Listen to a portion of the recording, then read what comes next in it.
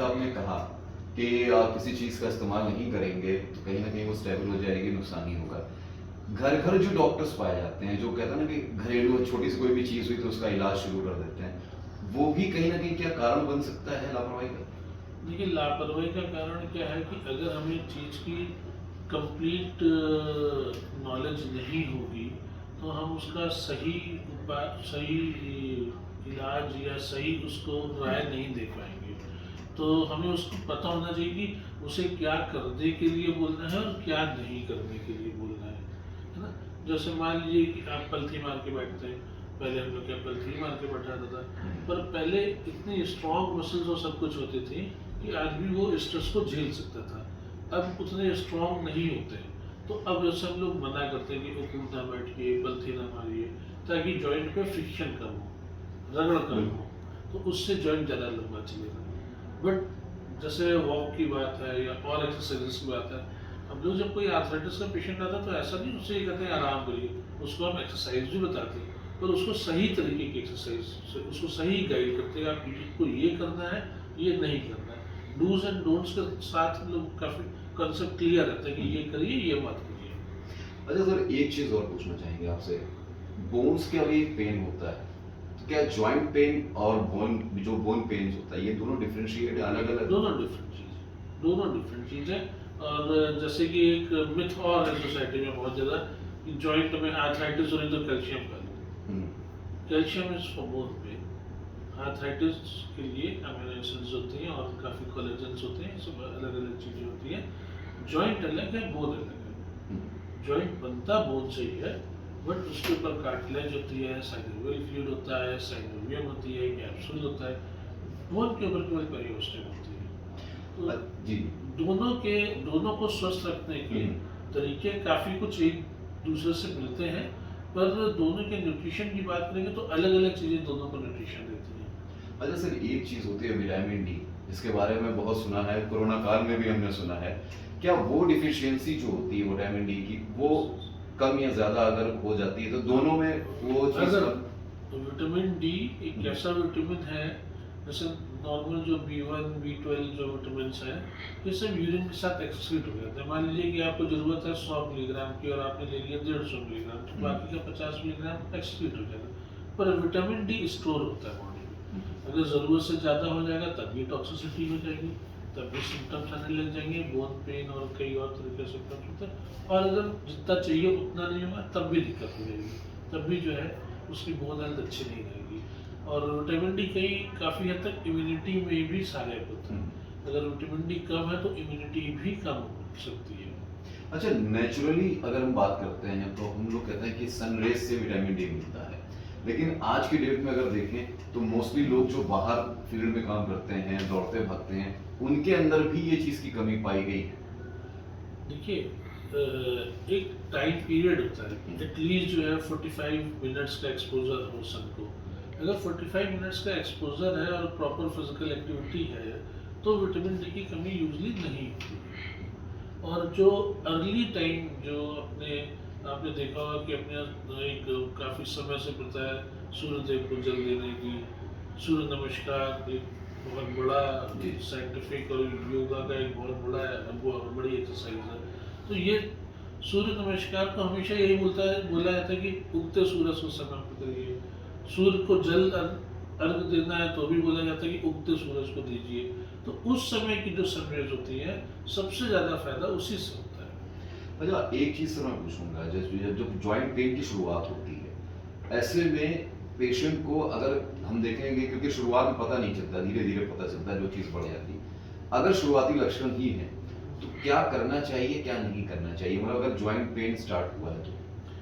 Depends upon कि कौन से जॉइंट का हुआ है, हुँ, हिप का है, नी का है, स्पाइन का है, लेग का है, किस चीज़ का है, उसी के हिसाब से फिर उसका ट्रीटमेंट हम लोग डिसाइड करते हैं।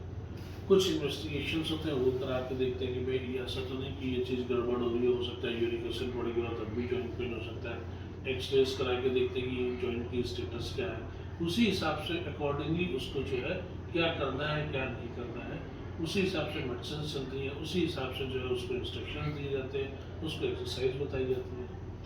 अच्छा सर, जब कार्टिलेज की बात हम करते हैं, ये एक सोसाइटी में है कि कार्टिलेज जब घिस जाता है तो नी रिप्लेसमेंट होना ही होना है। लेकिन नी रिप्लेसमेंट, जैसे हम घुटने के रिप्लेसमेंट की बात करते हैं, उसको लेके भी बहुत भ्रांतियां हैं लोगों के दिल दिमाग में। आपको एक, क्योंकि आप सर्जन हैं और आप इस तरह की सर्जरी करते हैं, आप क्या कहना चाहेंगे कि मतलब कितना सार्थक है और कितना सही है नी रिप्लेसमेंट जो है? Knee replacement is a wonderful surgery. उसके बहुत ही मतलब वंडरफुल रिजल्ट्स आते हैं।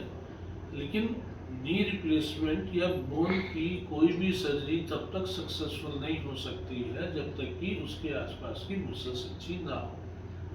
तो जितनी सर्जरी जरूरी है उतने ही सर्जरी के बाद का फॉलोअप भी जरूरी है। अगर फिजियोथेरेपी नहीं करते हैं, मसल वीक है, तो बोन का काम तो केवल सपोर्ट करता है, उसको चलाने का काम तो मसल का है। अगर मसल ही नहीं डेवलप होंगी तो आप कितनी अच्छी सर्जरी कर दीजिए, आप प्लेटिनम का डाल दीजिए, ऑक्सीनियम का डाल दीजिए, किसी का भी नहीं डाल दीजिए, लेकिन अगर मसल्स नहीं स्ट्रॉन्ग है तो नहीं चलेगी। और मसल से स्ट्रॉन्ग है तो बहुत अच्छी रिकवरी होती है। और वही पाया जाता है जो जॉइंट पेन होते हैं वो भी सब खत्म हो जाते हैं। अच्छा सर, एक समस्या जो आज के समय में है, ये ऑर्थराइटिस और नी रिप्लेसमेंट तो है ही, क्योंकि लोग कहीं ना कहीं ग्रसित हैं। एक सबसे बड़ी समस्या जो आजकल पैदा हो रही है वो है उम्र से पहले बैकबोन में पेन शुरू होना, और एक जो सबसे बड़ी चीज है नस दब जाती है, उसकी भी एक समस्या। इसको लेके क्या कहें? बहुत अच्छा सवाल आपने उठाया। ये वाकई में जो है इस वक्त समाज को जागरूक करने का सवाल है कि आजकल वाकई उम्र से बहुत कम, मतलब बहुत कम उम्र के लोगों में भी ये देखा जाता है कि उनके कमर में, जिसको बोलते हैं नस दब गई है, डिस्क प्रोलैप्स, उसको हम अपनी भाषा में बोलते हैं, डिस्क प्रोलैप्स हो गया, लो बैक एक हो गया, लोअर बैक का पेन हो गया। तो ये आजकल बहुत कॉमन होता जा रहा है और सबसे जो चिंता का विषय है कि कम एज में भी होता जा रहा है। अब उसका जो सबसे बड़ा कारण, आप जितने भी लोग जो है, आप देखेंगे कि ये वाली समस्या शहर के लोगों में ज़्यादा है, गांव के लोगों में अपेक्षाकृत कम है। जी। क्योंकि गांव के आदमी का पॉस्चर, उसका जो काम करने का तरीका और वो होता है वो अलग है, अपने शहर के आदमी का अलग है। हम लोग का काम, और आजकल के स्पेशली बच्चों का काम, यंग एज के जो बच्चे हैं या यंग एज में जो ऑफिस ज्वाइन करते हैं, 8-8, 9-9 घंटे कंप्यूटर पर बैठे रहते हैं, गर्दन झुकी रहती है, कमर झुकी रहती है, उसी को टाइप कर रहे हैं, पूरा स्क्रीन पे ही देखे कंसंट्रेट करे पढ़ने में, कोई फिजिकल एक्टिविटी नहीं कर रहा है, काम से फुर्सत नहीं मिल रही है, पढ़ाई से फुर्सत नहीं मिल रही, बैक की स्पाइंस वीक हो रही हैं। जब वीक हो रही है तो समय से पहले पेन शुरू हो जाता है। अगर विटामिन डी भी कम है तो भी पेन शुरू हो जाएगा।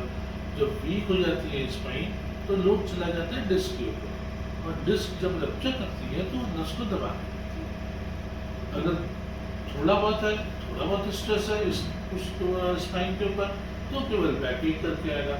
स्ट्रेस इतना ज़्यादा है कि डिस्क रप्चर कर गई है, तो फिर जो है वो जो नस दबने वाली जो आपने बात की डिस्क प्रोलैप्स करके, जिसको आप लोग रेडिकुलोपैथी बोलते हैं, तो रेडिकुलोपैथी के साथ जो रिप्रेजेंट करते हैं। अच्छा सर, जब आपने अभी इस सवाल का जवाब दिया, आपने कहा गांव के लोगों का जो पोस्चर है, वर्किंग स्टाइल जो है, वो अभी कहीं ना कहीं पुरानी स्टाइल में ही है।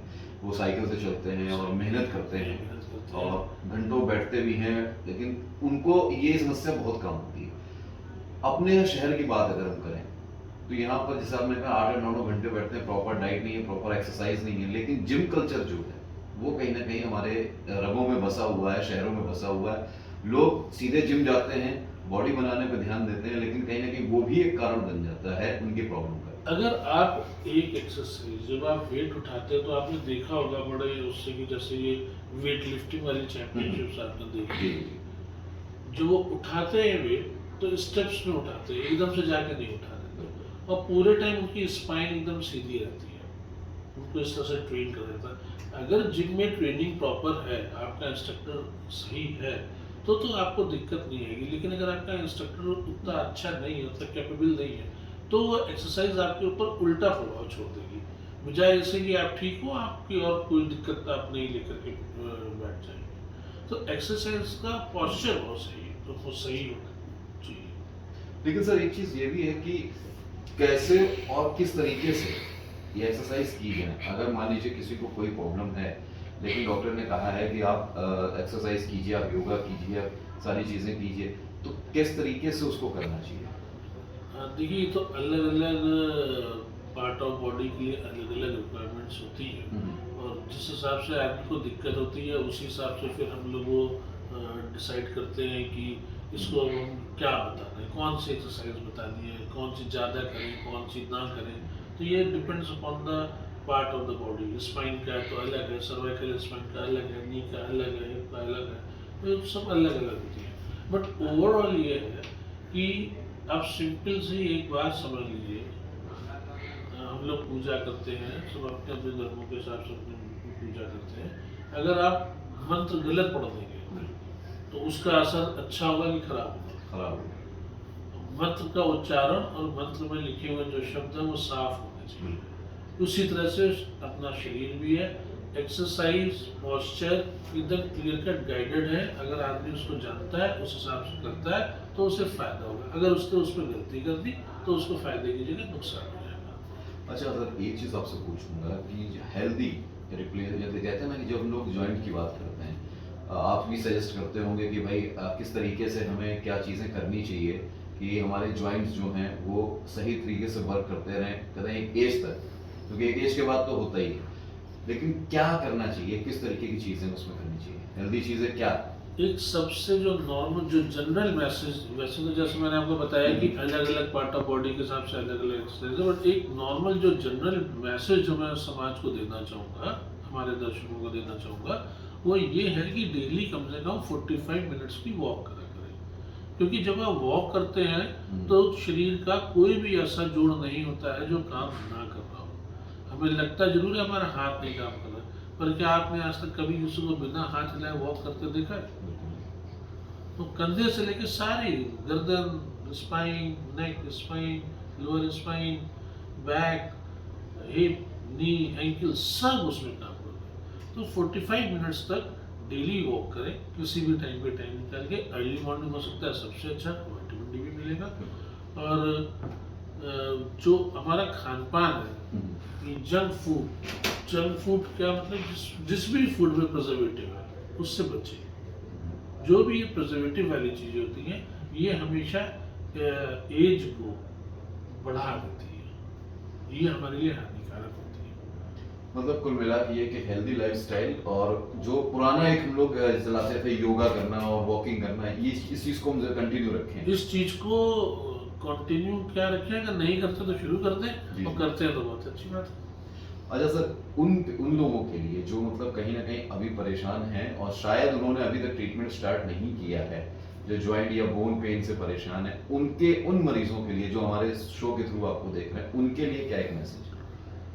उनके लिए मैसेज ये है कि अब देखिए हर एक चीज़ की स्पेशलिटी आज तारीख में सेट हो चुकी है। मतलब ये समाज में मैसेज आ चुका है कि चेस्ट में पेन हो, चेस्ट में मतलब कुछ दिक्कत है, सांस लेने में दिक्कत है, तो भाई हम चेस्ट फिजिशियन को दिखाएंगे, हार्ट में है तो कार्डियोलॉजिस्ट को दिखाएंगे। अगर उनको भी ऐसे ही है तो सही जगह जाके सही डॉक्टर से सही इलाज लें। अगर बोन एंड जॉइंट की है तो बोन एंड जॉइंट के डॉक्टर के पास जाए। और गलत जो घरेलू नुस्खे होते हैं उनको बहुत ज़्यादा दिन तक ट्राई ना करें, या बिल्कुल ही ना ट्राई करें तो ज़्यादा अच्छा होगा। बिल्कुल सही बात कही सर आपने, बहुत बहुत धन्यवाद हमसे जुड़ने के लिए और इतनी अच्छी जानकारी साझा करने के लिए। धन्यवाद। तो दर्शकों, आज के हमारे इस हेलो डॉक्टर के एपिसोड में हमारे साथ मौजूद थे नॉर्थ स्टार हॉस्पिटल के जाने माने डॉक्टर और शहर के जाने माने ऑर्थोपेडिक और नी रिप्लेसमेंट सर्जन डॉक्टर अभिषेक त्रिवेदी जी, जिन्होंने बहुत अच्छी तरीके से जानकारी दी कि किस तरीके की चीज़ें करनी चाहिए, किस तरीके का पोस्चर होना चाहिए, क्या डाइट होनी चाहिए और क्या प्रॉपर एक्सरसाइज होनी चाहिए।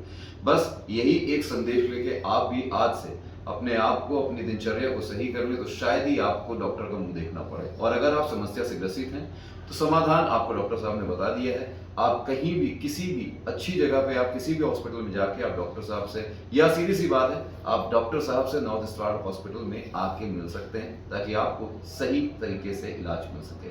फिलहाल आज की इस एपिसोड में इतना ही। अगले किसी और एपिसोड में, हेलो डॉक्टर के अगले एपिसोड में किसी और वरिष्ठ डॉक्टर के साथ जल्द होगी आपसे मुलाकात। तब तक देखते रहिए हमारा खास शो हेलो डॉक्टर। नमस्कार।